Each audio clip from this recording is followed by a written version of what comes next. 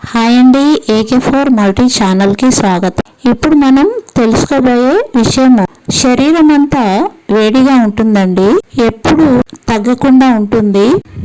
అలా శరీరము వేడి వల్ల మూత్రంలో మంట వస్తుంది, అరికాళ్ళు అరిచేతులు మంటలు వస్తాయి, ముక్కు నుండి రక్తం కూడా వస్తూ ఉంటుందన్నమాట. ఎన్ని చికిత్సలు చేసినా కూడా తగ్గకుండా ఉంటుందండి. దీనికి మంచి పరిష్కారం ఉందండి ఆయుర్వేదిక్ లో.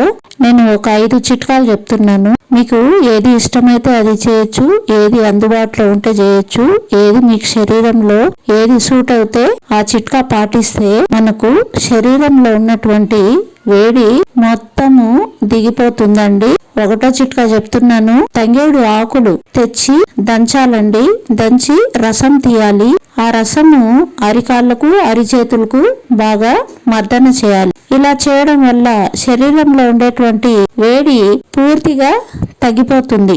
ఇకపోతే 2వ చిట్కా అండి, మనకు పొలాల్లో దొరికేటువంటి ఇంటి పక్కన మనకు దొరికేటువంటి చిన్న చెట్లండి. ఇది పాల సుగంధి వేర్లు అన్నమాట.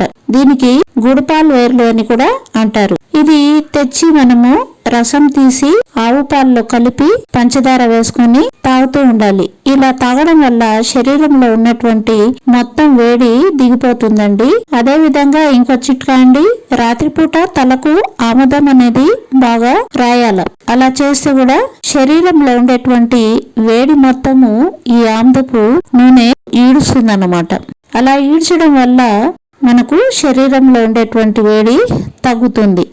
ఇకపోతే ఆముదం నూనె చెవుల్లో 2 చుక్కలు వేసినా కూడా తలలో ఉండే వేడి కూడా బాగా తగ్గుతుంది. ఇంకో చిట్కా అండి, ధనియాలను నీళ్లతో మెత్తగా బాగా నూరాలండి, కల్వంలో వేసి నూరాలండి. నూరి ఆ గంధము తలపై మాడు మీద పెట్టి అది కింద పడకుండా గుడ్డ కట్టాలండి. అలా కట్టినా కూడా మనకు శరీరంలో ఉండేటువంటి మొత్తం వేడి అనేది ఈడ్చేస్తుందన్నమాట.